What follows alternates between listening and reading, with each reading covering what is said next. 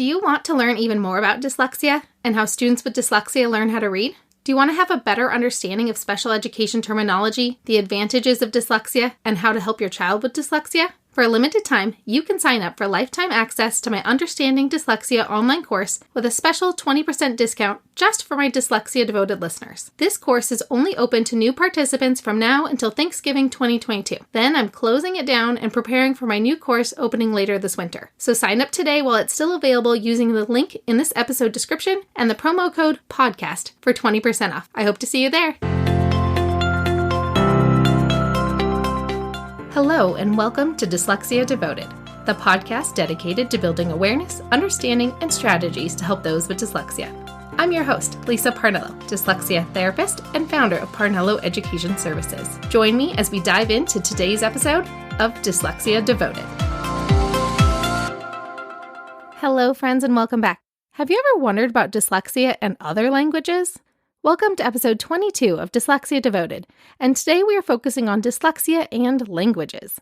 In today's episode, there are going to be a lot of references to articles, so you can either just listen to my very short recap of the information, or you can read them for yourself using the show description or the show notes at parnelloeducation.com/episode 22. If you have a student with dyslexia in a bilingual education program, you're going to want to talk to educators at the school to find out how it's going. You can download my free conversation guide at parnelloeducation.com/conversation and then include some extra questions specifically targeted to the immersion program and how it's going, and use today's episode as a bit of a guide on how you might want to ask some of those questions. So first, let's talk about a language-based learning difference. Sometimes you'll hear that when you find out a kid is diagnosed with dyslexia, they will tell you it's a language-based learning difference. But what does that mean? It means that dyslexia impacts all aspects of language learning, not just reading. Most people think about reading because it's the most noticeable, but it affects so much more than that. Just this past week, I had a 6th grade boy in my office and we were talking about Latin roots. We were trying to brainstorm some words that have specific roots, and he repeatedly kept mixing up two similar words to form one new word that didn't really exist. So it took a little bit of trickery for me to figure out which word he actually meant to say. And it's one example of how language can come across with dyslexia having nothing to do with what's written on a page.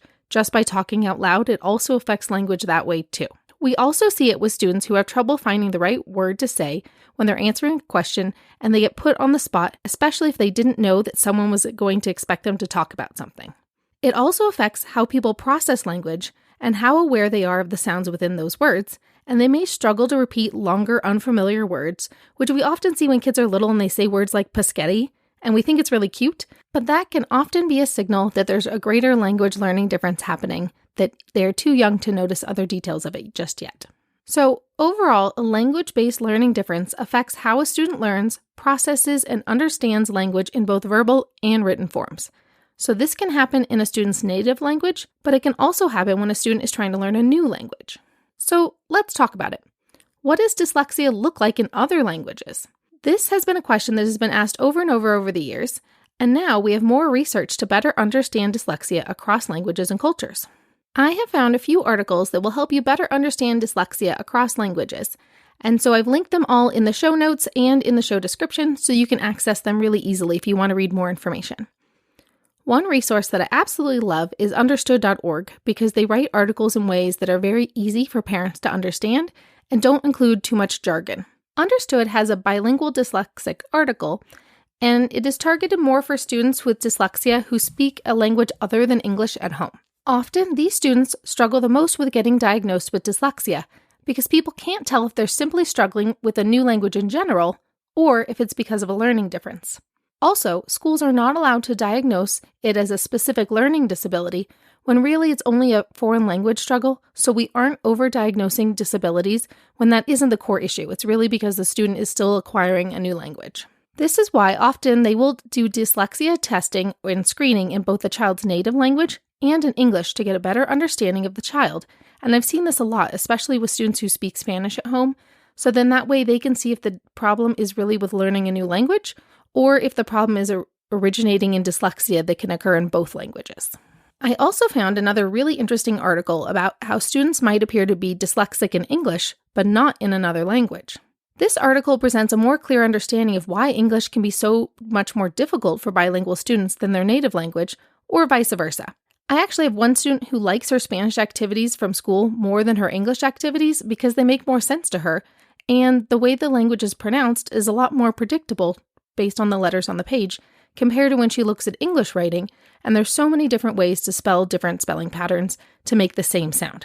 Different writing systems have different levels of clarity with the way that sounds are represented on paper. Since English comes from so many different language origins, there are many different patterns which can cause confusion when students are reading into spelling. The other day, I was working with a student and the dad wanted to see what his daughter was learning. His first language is Russian, so the reading rule was also very new to him too. And he explained that in Russian, if you see a letter, there's only one way you would say it. So sometimes dyslexia is more obvious in English when there's so many different patterns, compared to if a student is speaking a language that has a more clear written pattern for the way you spell sounds. And if there's only one way you would ever spell a sound, it's a lot easier for them to learn to read and spell.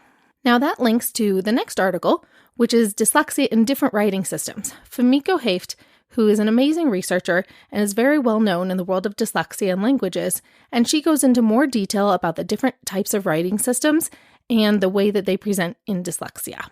Her research goes very in-depth, and I definitely would not do it justice if I tried to recap that one, so that one is one you might want to go ahead and read for yourself. Now, dyslexia goes across all languages, but certain languages it might present different than others. One in particular is Chinese, because it relies more on memorization of characters, so you don't see the phonics component the same way you would see if a student is trying to sound out words in English or Spanish or French, because it's more about the way they memorize the way the characters look, and then they also have to remember how to say the name of that character. And you can also see the struggle more in the oral language component. Chinese has several different dialects, so around here a lot of the schools end up using Mandarin. And I found an article that discusses more about dyslexia in Chinese and the way it might present. And it's really heavy and scientific, so it's probably the least parent-friendly of the articles and the research that I'm sharing today, but it's come up a lot since I have a large number of Chinese immersion schools in my area because of where I live in California. So I've also linked a second Time article with a more simple summary of how dyslexia often appears with students who are learning Chinese, because it's different since they are not using phonics to sound out words, they're memorizing characters. So sometimes students are really good at memorizing characters and shapes, and other times they might struggle with more of the oral language component. And a lot of times students who are native Chinese speakers, they don't get diagnosed with dyslexia unless they're having struggles with both the verbal component as well as the written component, and then it becomes a lot more noticeable. In some languages, dyslexia tends to be more profound before they're able to notice that the student is struggling, because depending on the language system, there might be different levels of how difficult it is to learn to read and spell in that language. If the language has really easy and clear patterns of what the letters say, sometimes students don't struggle quite as much compared to if they are coming from learning dyslexia in a language that is a lot more complicated as to how you might pronounce or spell different sounds in that writing system. Now for the last focus of today's episode, which is, should children with dyslexia be in bilingual programs? I hear this question a lot from parents for two different reasons. In young children, I get the question about a bilingual program and if they should keep their child in their bilingual program after dyslexia diagnosis. We have a lot of immersion programs where I live, and so we have French immersion, Spanish immersion, Mandarin immersion, and many other languages, and many of my students are in programs where they speak two languages at school, and the parents are starting to wonder, should we just focus on English because my child has dyslexia? Should that be our focus for now, or should I keep them in their immersion program? And the second time I get the question about languages is when students start reaching middle and high school, when their schools require a second language, and the parents are trying to decide if they should opt out their child out of their language program at their school. Now, there is no specific right or wrong answer, and there are advantages and disadvantages to the choice you make. So let's break it down and give you some questions to guide your thinking.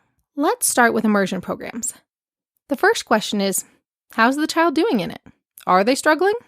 If they're not struggling, maybe it's not such a bad idea. But the other question, are they frustrated? Does the homework take them a really long time? And most importantly, are they actually learning the content of the class? For example, if it's math class and their instruction is all in Spanish, but they don't understand the directions, are they now falling behind in a subject that was previously a strength of theirs? Do they used to be good at math and now they're struggling because they don't understand the directions in the foreign language? Sometimes that's a good sign that it's time to make the switch. The next question about the immersion program should be, How is the child's time and energy being spent? And where do you want to focus that energy? To better understand, it's important to know that students who are fluent in their first language often do better than those who are still struggling in their native language before they try to learn a new one. So do you want to spend time and energy on their second language when they haven't even mastered their first language? The next thing to think about is vocabulary. Often, students who are speaking multiple languages have more shallow vocabularies.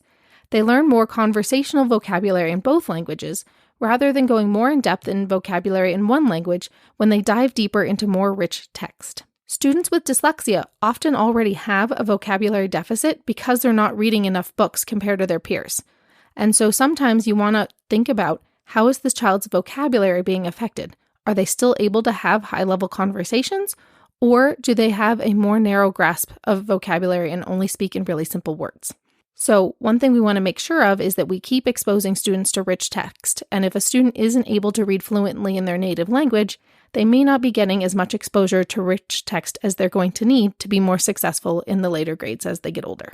As we think about time, we also need to think about any time that they might also have to spend in tutoring or remediation classes. So is that taking away from their mental energy that they have to learn a new language? If it's taking all of their energy just to get through their dyslexia remediation, do they have any mental space left to also learn a new language on top of that? So each child is different. Sometimes kids really like their second language classes, and other times it's one more layer of struggle for them. So each kid is going to have a different answer as to what's right for them. Now, let's talk about second languages in middle or high school. Sometimes parents take their kids out of bilingual education when they're younger, but then wonder, what about when they get older? Is older a better time? Let's think about how this specific child is doing, because once again, each kid is different. Is their dyslexia already remediated? Are they a fluent reader now? Or are they still a struggling reader? That can make a big difference on your decision. Another decision is, what language are they trying to learn? Earlier, we talked about how different writing systems have different clarity for how their reading and spelling patterns work. So a student with dyslexia might do better in Spanish than in French because of the spelling differences and the way you pronounce every letter in Spanish, versus French has some letters like an X that you don't say at the end of a word sometimes.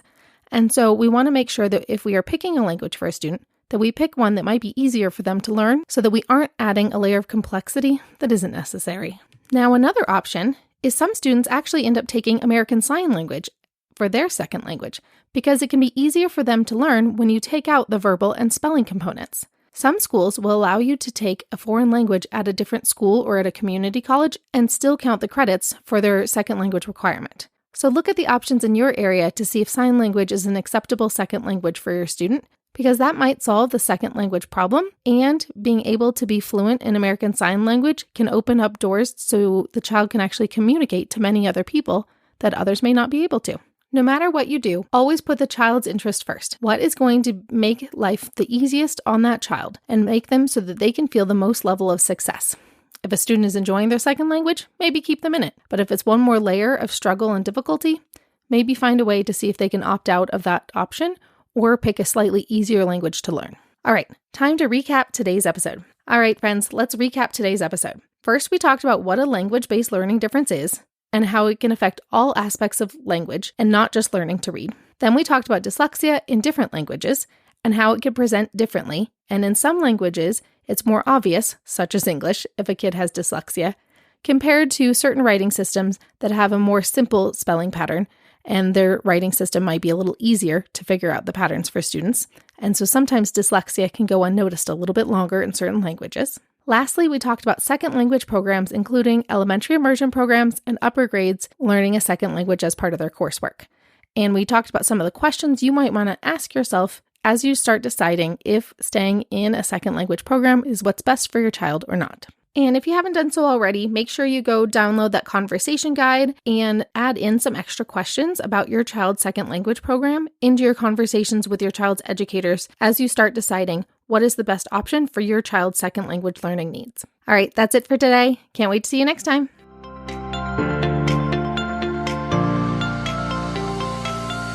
Thanks for listening to today's episode of Dyslexia Devoted. Join us for our next episode by subscribing to this podcast as we devote each episode to different aspects of dyslexia. See you next time.